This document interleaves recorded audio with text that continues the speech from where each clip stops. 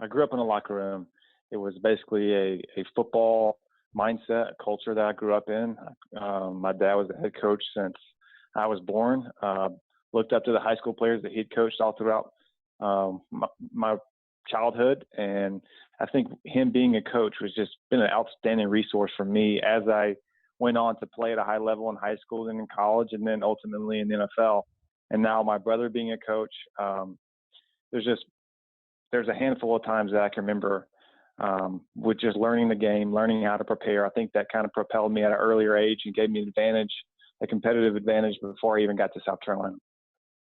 No, absolutely. And you could definitely see it in your play as well. Obviously, just that discipline, that toughness, if you will, being a coach's son.